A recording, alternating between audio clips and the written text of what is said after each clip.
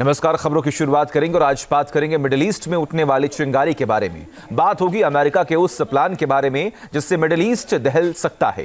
साथ ही ये भी दिखाएंगे कि कैसे अमेरिका के निर्वाचित राष्ट्रपति डोनाल्ड ट्रंप के चक्रव्यूह की वजह से ईरान में भारी तबाही हो सकती है। ट्रंप ने यह प्लान हालिया में आई IAEA की रिपोर्ट के बाद बनाया है। इस रिपोर्ट में खुलासा हुआ है कि 2025 में ईरान न्यूक्लियर टेस्ट कर सकता है, जिसकी वजह से अमेरिका और नाटो टेंशन में है। देखिए,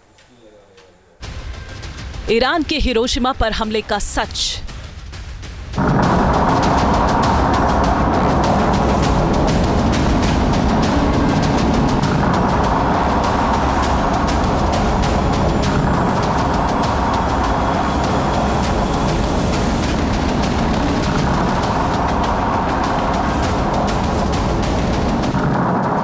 ईरान की पहली न्यूक्लियर साइट पर होगा धमाका।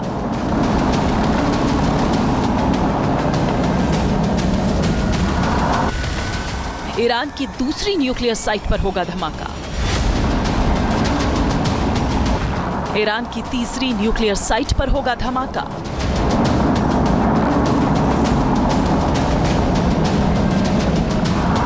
ईरान की चौथी न्यूक्लियर साइट पर भी होगा धमाका।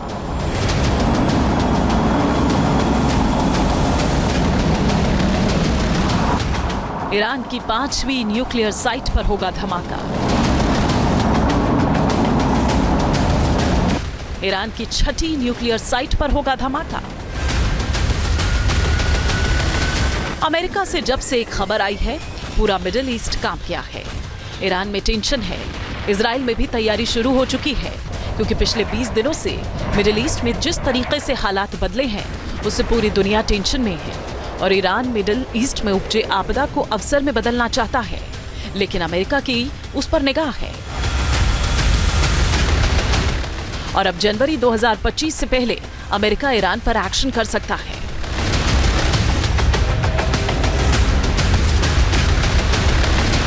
तो अमेरिका के नवनिर्वाचित राष्ट्रपति डोनाल्ड ट्रंप ईरान के परमाणु कार्यक्रम को लेकर काफी परेशान हैं और वो इसे रोकने के लिए हर कोशिश कर रहे हैं। उनकी टीम तेहरान पर हमला करने के लिए विचार कर रही है। अमेरिकी अखबार वॉल स्ट्रीट जर्नल में छपी एक रिपोर्ट के मुताबिक दावा यह किया जा रहा है कि 20 जनवरी 2025 के बाद डोनाल्ड ट्रंप ईरान के खिलाफ अग्रेसिव हो सकते हैं।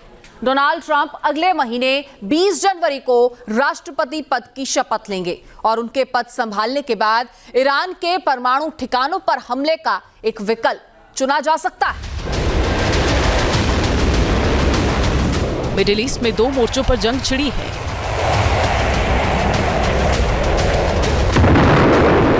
एक तरफ इजराइल है। भले ही इजराइल और हिजबुल्लाह वाले मोर्चों पर कुछ पलों के लिए खामोशी है, लेकिन ये खामोशी बेहद ही विनाशकारी हो सकती है।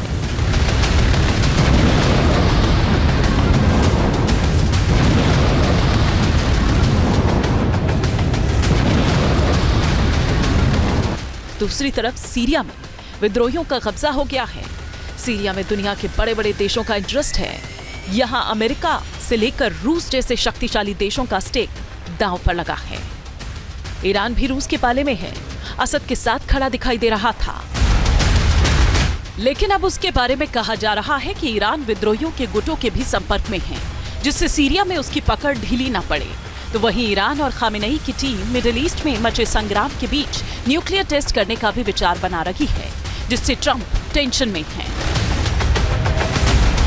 क्या नए साल पर नया धमाका करेगा ईरान? क्या 2025 में परमाणु संपन्न मुल्क बन जाएगा ईरान? क्या 2025 में मिडिल ईस्ट की महाशक्ति बन जाएगा ईरान?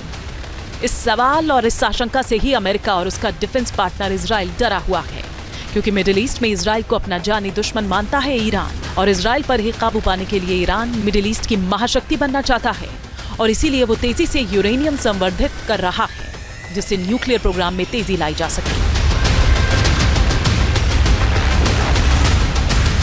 ईरान को लेकर IAEA की जो रिपोर्ट आई है, उसने इजराइल को परेशान कर दिया है, तो अमेरिका को टेंशन में डाल दिया है, क्योंकि रिपोर्ट में ऐसा कहा गया है कि ईरान न्यूक्लियर टेस्ट के बेहद करीब पहुंच गया है। IAEA चीफ की ओर से यह दावा किया गया है कि ईरान के पास हथियार ग्रेड यूरेनियम का उत्पादन करने की क्षमता बढ़ गई है। IAEA चीफ की ओर से ये कहा गया है कि ईरान ने पहले जो 60% यूरेनियम का उत्पादन किया था उसकी दर हर महीने 5 से 7 किलोग्राम थी, लेकिन अब इसमें बेतहाशा बढ़ोतरी हुई है। IAEA चीफ ने ये कहा है कि अब ईरान 7 से 8 गुना तेजी के साथ यूरेनियम का उत्पादन कर रहा है। मतलब कि हर महीने 35 से 56 किलोग्राम यूरेनियम का उत्पादन ईरान कर रहा है। जाहिर है कि ईरान की ये गति बता रही है कि वो बहुत जल्द ही बड़ा धमाका करना चाहता है। जानकार ये बता रहे हैं कि ईरान अमेरिका में सत्ता परिवर्तन से पहले ही न्यूक्लियर टेस्ट करने की रणनीति बना रहा है। 20 जनवरी 2025 को डोनाल्ड ट्रंप अमेरिकी राष्ट्रपति पद की शपथ लेंगे। ट्रंप की जो टीम है उसमें बाइडेन की टीम के मुकाबले से ज्यादा प्रो इजरायली लोग हैं। यही वजह है कि ट्रंप की सत्ता संभालने से पहले ही ईरान न्यूक्लियर धमाका करना चाहता है, जिससे वो मिडिल ईस्ट में मजबूत हो सके और फिर बातचीत की टेबल पर बैठे।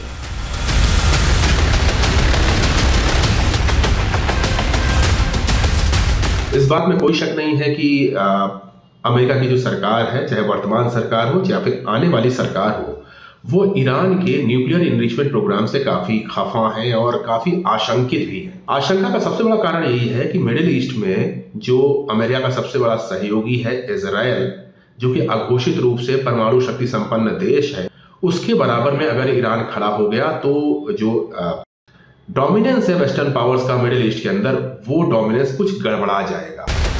अमेरिकी अखबार के मुताबिक ईरान 6 महीनों के भीतर एक क्रूड न्यूक्लियर डिवाइस बनाने में सक्षम है, जबकि 2 साल के भीतर मिसाइल से लॉन्च करने लायक परमाणु हथियार बना सकता है।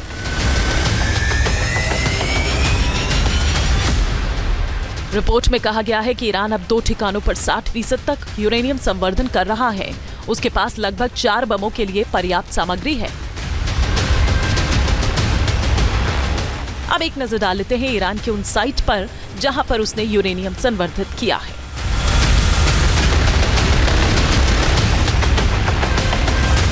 और आइए अब बात करते हैं ईरान के न्यूक्लियर ठिकानों के बारे में। आखिर ईरान में ये न्यूक्लियर ठिकाने कहां-कहां हैं, ये परमाणु ठिकाने कहां-कहां हैं, ये आपको बताते हैं। तो सबसे पहले इसमें नंबर आता है नतांज का। नतांज ये ईरान का मुख्य यूरेनियम संवर्धन स्थल है और तेहरान से ये लगभग 300 किलोमीटर दक्षिण में इस्फहान प्रांत में स्थित है।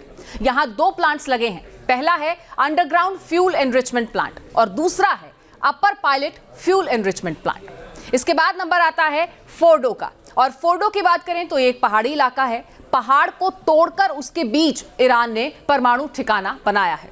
तीसरे नंबर पर आता है इस्फहान। ये ईरान का दूसरा सबसे बड़ा शहर इस्फहान, जिसके बाहरी इलाके में एक परमाणु प्रौद्योगिकी केंद्र है। इसमें फ्यूल प्लेट फैब्रिकेशन प्लांट और यूरेनियम कन्वर्जन फैसिलिटी शामिल है, जो यूरेनियम को यूरेनियम हेक्साफ्लोराइड में बदल सकते हैं।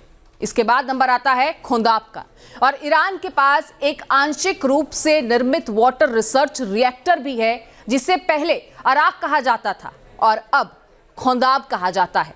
वाटर रिएक्टर्स परमाणु प्रसार के लिए जोखिम पैदा करते हैं, क्योंकि वे आसानी से प्लूटोनियम का उत्पादन कर सकते हैं, जिनका उपयोग परमाणु बम के कोर को बनाने में किया जा सकता है। तो तेहरान रिसर्च सेंटर इसमें 5वें नंबर पर आता है। तेहरान अनुसंधान केंद्र में भी एक रिसर्च रिएक्टर है। इसके बाद 6ठे नंबर पर आता है बुशेहर, और ये ईरान का एकमात्र परमाणु ऊर्जा संयंत्र है जो खाड़ी तट पर स्थित है और रूसी ईंधन से चलता है। इसके बाद 7वें नंबर पर आता है करज।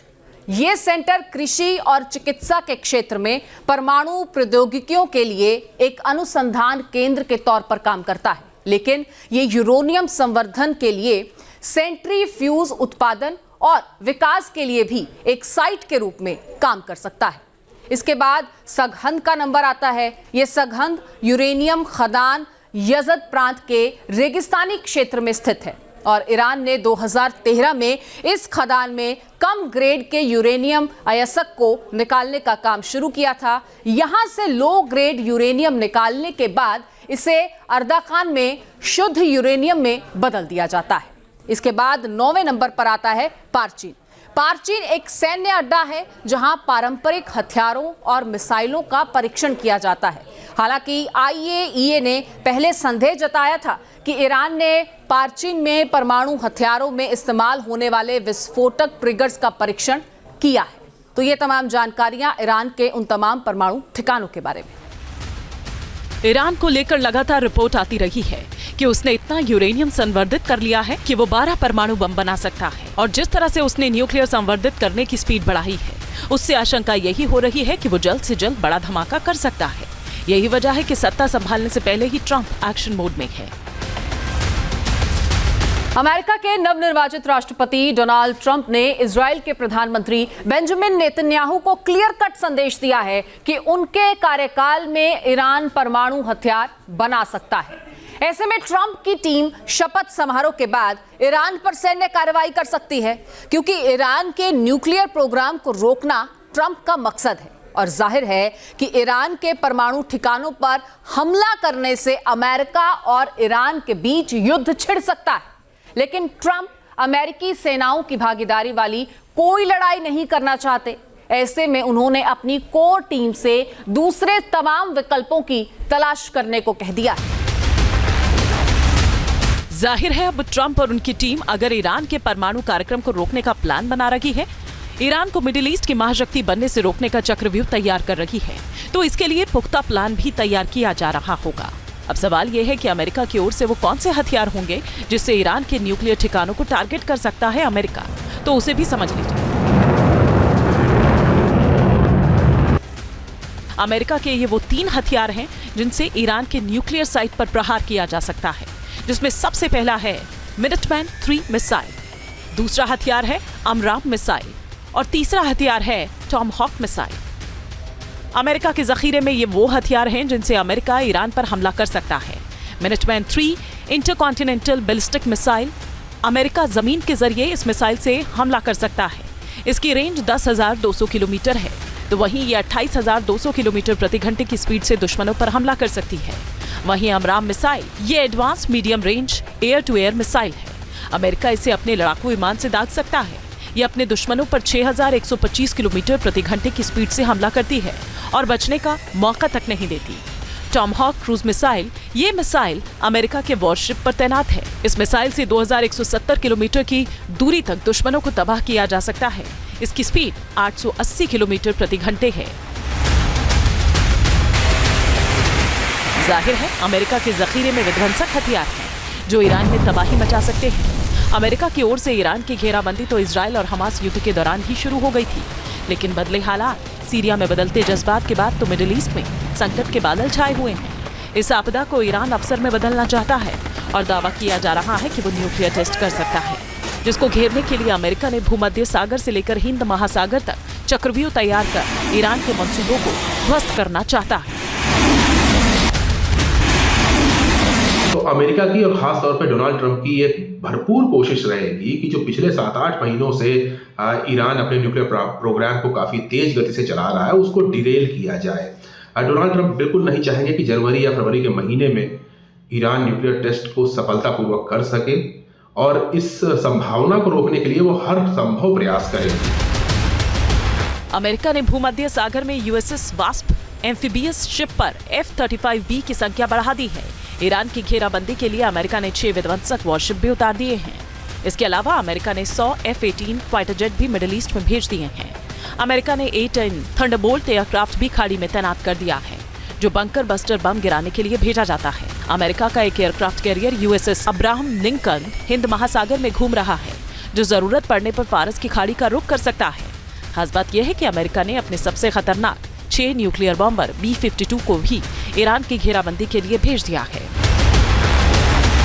मिडिल ईस्ट में बढ़ते हुए खतरे को देखते ही अमेरिका ने जो B-52 बॉम्बर तैनात किए हैं वो कितने खतरनाक हैं, चलिए आपको ये भी दिखाते हैं। दरअसल ये B-52 बॉम्बर बहुत खतरनाक है और अमेरिका का ये न्यूक्लियर बॉम्बर है।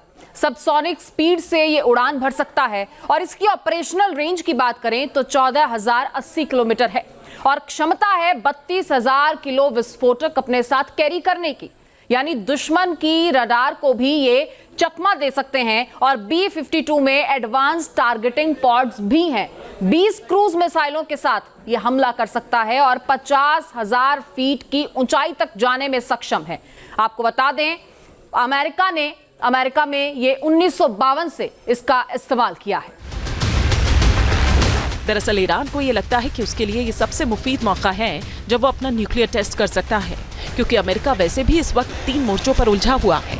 एक है सीरिया, तो वहीं दूसरी तरफ रूस और यूक्रेन जंग में अमेरिका की पूरी दिलचस्पी है।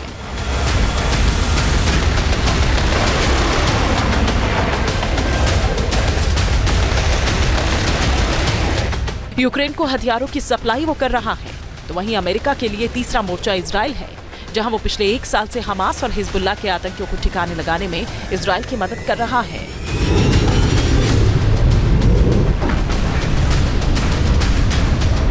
जाहिर है ईरान के लिए ये मुफीद मौका है। खामेनेई के लिए ऐसा दस्तूर फिर शायद ना मिले। जब अमेरिका इतना उलझा हुआ हो, यही वजह है कि ऐसा माना जा रहा है कि ईरान जनवरी के महीने में न्यूक्लियर विस्फोट करके अमेरिका और नेटो के देशों को चोट पहुंचा दे।